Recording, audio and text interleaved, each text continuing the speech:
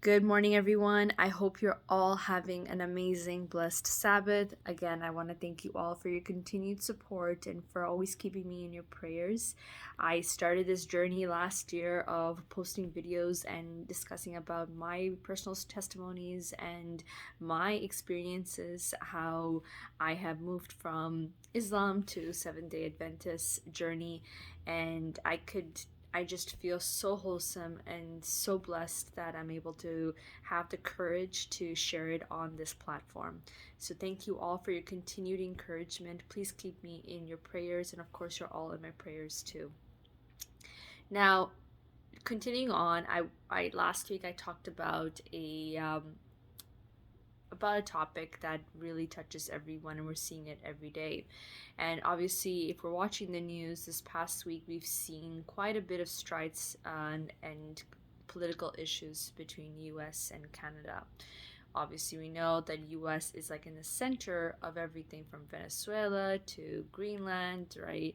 And then you have all these tensions that's going on. And then there's a constant threat of, US taking over Canada, right? And so these when we look at this, these are times of uncertainties, but a lot of people I see in the comments are asking, like, why is US in the center of everything? Like, why is US has his head everywhere in all these situations?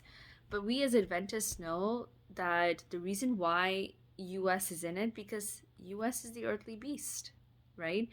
US is the beast on earth that is going to, propel the healing of the deadly wound of the sea beast, right, which is the papacy.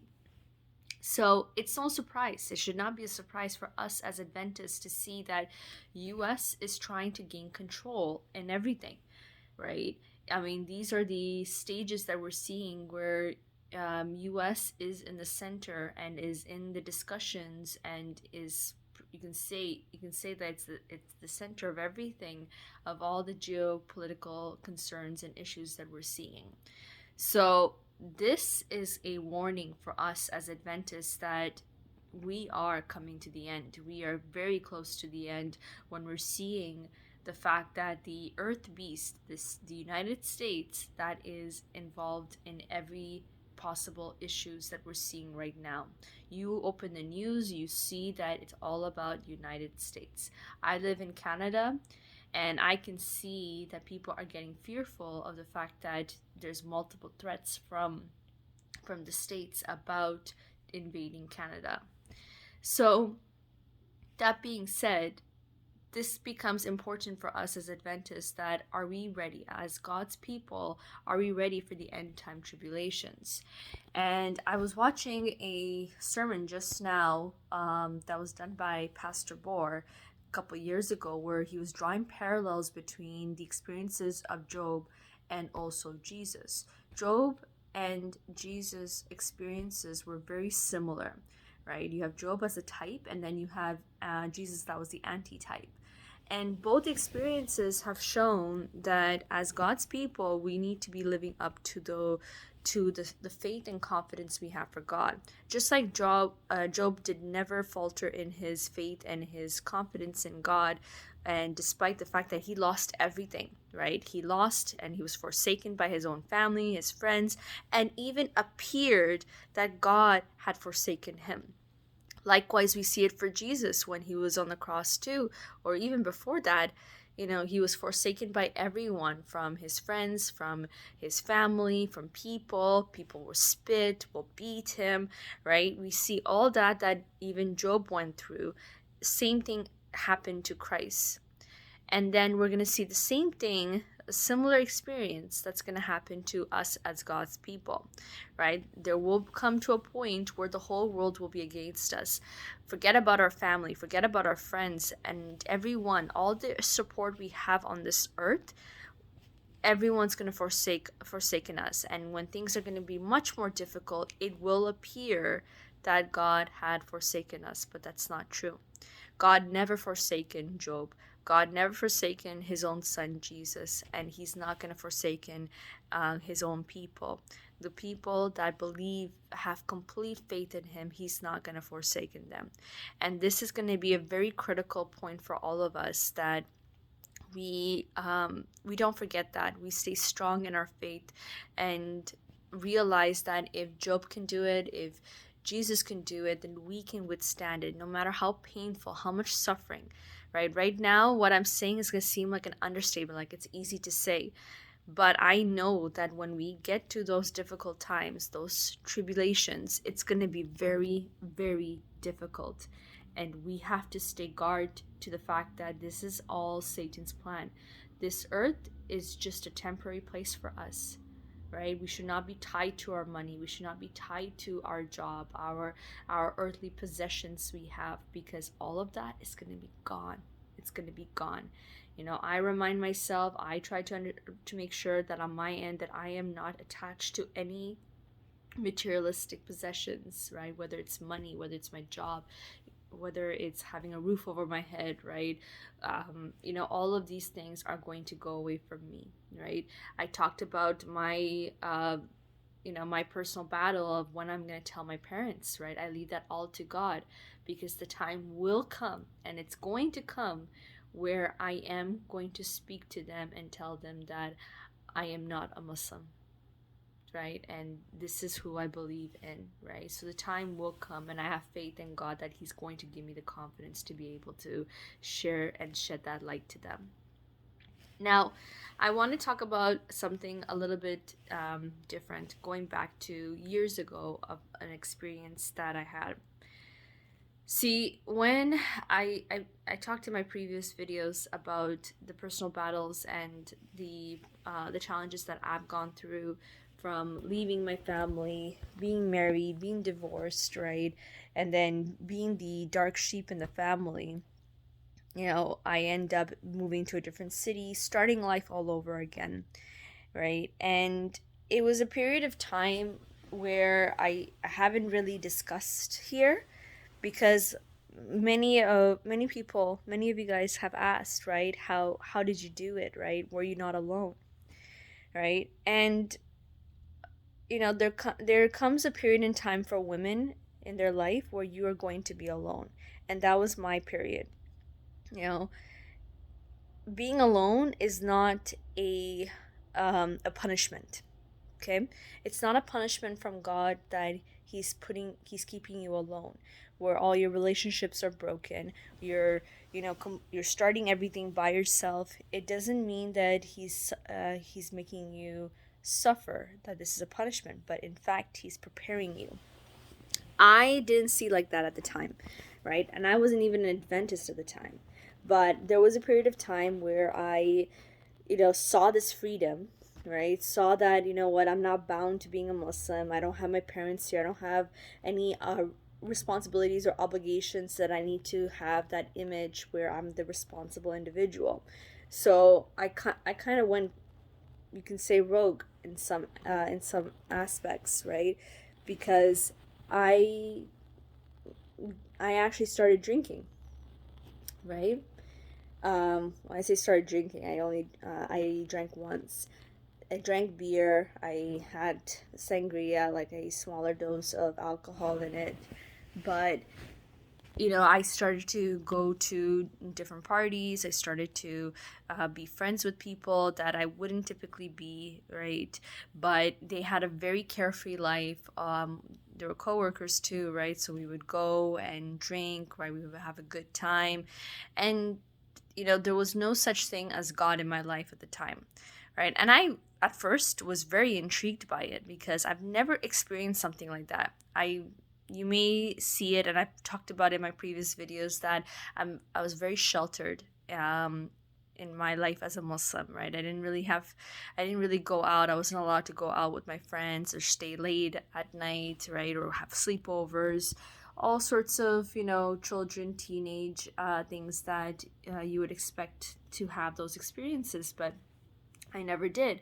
So being able to experience all this now as a young adult, I'm talking about when I was 20, right? It was very intriguing. It was very refreshing for me. And I realized that, wow, I missed out so much.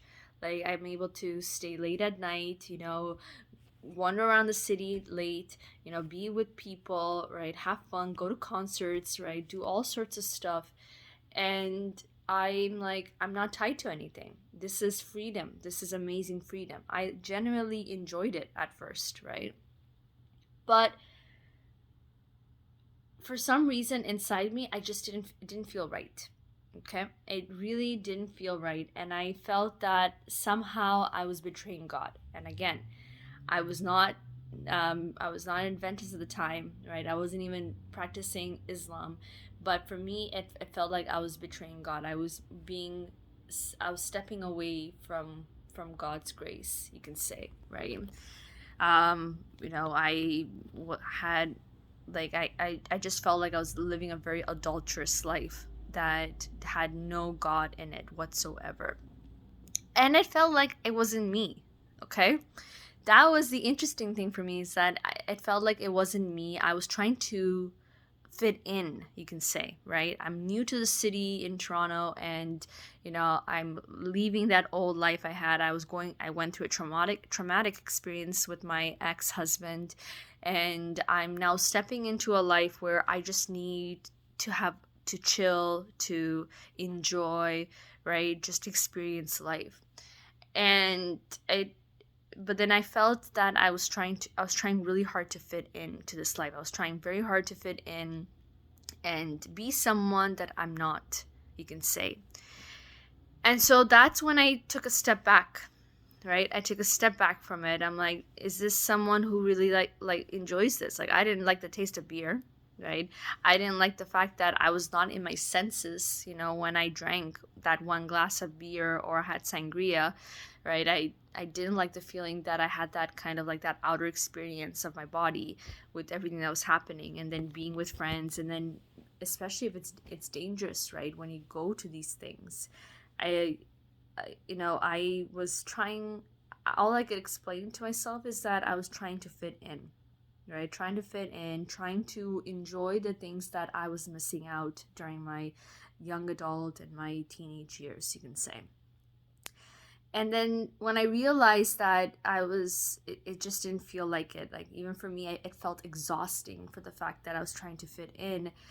That's when I stepped into this whole alone period, right? There comes a time in our lives, especially for women, where we wear different hats, we wear different roles every day, from a daughter, from a wife, from a girlfriend, from a woman, right, from a mother, from an aunt. We have all sorts of roles in our life, and there's a certain expectation in society about women, how we should be perceived, right? What are the qualities and skills as a woman we should possess to be successful in life? And we come a point in our life where we're completely alone, right? We're completely stripped away. Like, I didn't have my family, I didn't have friends. Like, the friends that I had, they were coworkers, but nothing beyond that. It was they were stepped away, right? There was no one in my life, and I felt alone. And at the time, I felt that, I needed people in my life to where I could feel valued, where I could feel, have that sense of affirmation that, like, I am needed, I'm demanded. Like, you won't even imagine that, but I was an individual that was constantly looking at Facebook to see how many people actually saw my posts, actually liked my posts, actually commented about it, how many followers I had. Like, I was in that stage too, right? Or if I messaged someone, I would be thinking that, is this person going to respond back to me? How fast are they going to respond to me? Or why haven't they responded back to me, right? So I had no peace. You can say I had no peace. I was afraid to be alone too, right? I was very afraid to be alone. So this is why I would go out and hang out with people, stay outside. I would be outside almost all day, right? Just to not be at home alone, right? And so I was really trying to fit in, but not, and also trying not to be alone, because I found that being alone, it felt dangerous. It felt scary, right? It felt scary that I'm alone at home. I have no one around me. Like, what am I gonna do? I need people around me so I could feel more valued, feel more demanded, in need, have that sense of affirmation. But little did I know that this alone time is very much needed for me. You know, God gives us opportunities in our life to be alone. And I mentioned in the beginning of my video that it's not a punishment. He's not putting us in a punishment where he's stripping out all our family, our support system, our friends, right? But he's preparing us to cleanse our life, to cleanse our soul, and start to see it where we become more stronger and strengthened when we're alone. When we get to the end times, we're not going to have our friends, we're not going to have our family members, we're not going to have people that support us, and we need to be ready for that, and God prepares us for that. Right? I was in a point in my life where I needed people to feel valued. That's how sad it was. That's how you know, I'm sure God, when he was looking at me, was probably thinking, like, this is really sad. Like, you should not be feeling like this at all, right? I felt valued. I felt needed. People wanted me when I had people around me. And when I didn't have people around me, I felt devalued. And no one should be feeling that way. I should not be depending on someone to make me happy, for someone to respond back to me to feel valued, right? Or how many likes and comments I get on a post on Facebook or Instagram, whatnot, right? So that period of time really helped me to realize that I could be alone, right? This alone time is to help me to find a deeper meaning in it, be more closer to God, right? Feel the value for myself, where I can be alone, where I don't need to depend on someone to make me feel or get that affirmation that I'm valued, or someone that has everything they need. Today I live alone, okay? I live alone. I have a very good friend of mine that I talked to you about that introduced me to Seventh-day Adventists, right? And then I have my family that lives in Montreal, and then I have very little friends, right? I have a very small circle of friends. Like when I say small, like I'm talking about my very close friend is this friend who introduced me to Seventh-day Adventists. Everyone else that I say friends are just coworkers. But I'm content. I feel more at peace, right? People will probably I know people look at me and say, like, what do you do all day? Like, on the weekends, don't you go out? Don't you do, go to concerts? Don't you go do all these things? And I'm like, no. I feel content that I'm able to observe Sabbath, right? So from Friday sunset to Saturday sunset, I'm able to observe Sabbath, completely be engrossed, and have that day of rest where I can commemorate God. And then Sunday, I just do my errands, do some cleaning, and that's it, right? And then of course, I also play at times, right? I have my cat. Like, I don't need, like, I feel rich, you could say. Like, I don't need anything beyond that, because today, the fact that I have a peace of mind, I have good health, I have a roof over my head, where I, have a stable job, I'm able to, do things, but most importantly, pray to God. That to me is what makes my life rich, right? I don't need all the extra stuff where I need to hang out with people, I need to go to parties, I need, have like this, like, X number of followers to make me feel happy. I feel happy and content with the simple life I have, even if I'm alone.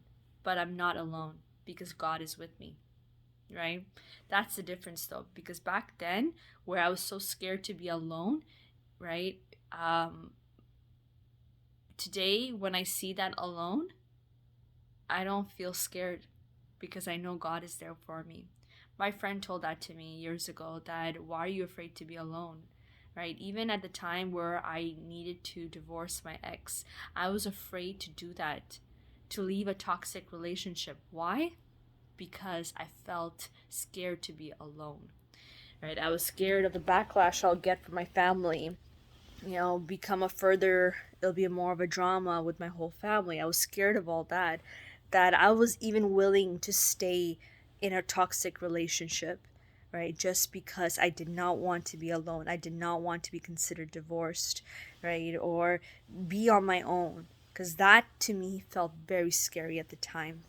But little did I know that it was a very good decision that I did, because today it's led me to be able to worship our God without any fear, without any harm, be able to do it and have that inner peace.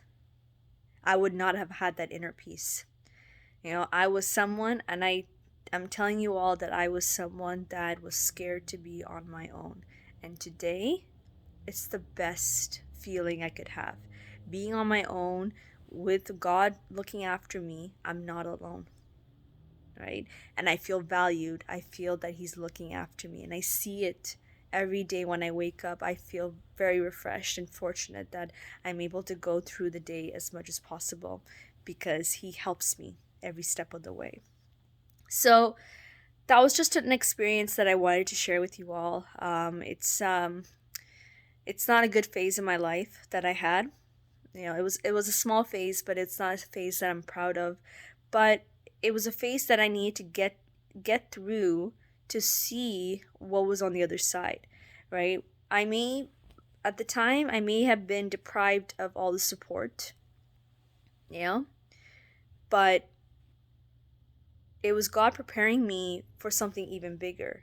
The fact that I have peace of mind today, where I feel more relaxed, more at ease, it's the best feeling I could ask for. And I wish I would have said that to myself years ago, not to be afraid.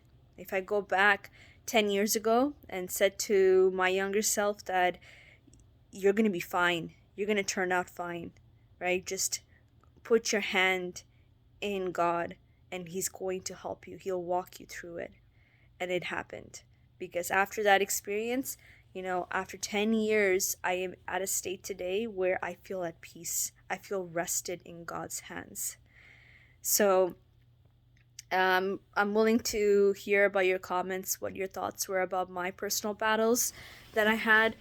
And feel free to share if you've gone through something similar, because it is a unique experience, but it's an experience that took me some time to talk about. I honestly wanted to forget about it, right? And in a way, I almost forgot about it until I watched a video today, not too long ago, about being alone, right? What does it mean being alone? Why does God strip us from all our relationships that we have on earth? It's because of this reason that I just explained, right? He's preparing us to be able to find that strength, that inner peace and confidence, because we're going to be going into a time where we're going to lose all the support. We're going to be forsaken by everyone, and we need to be physically and mentally prepared and have that strength, and that strength comes from God. So thank you so much for listening, and I'm looking forward to the comments. Feel free to let me know, and if you have any personal experiences that you've gone through too that I just described today, please feel free to write it. I would love to read it, and of course, please continue to pray for me. Thank you so much, and I hope you all have a blessed Sabbath.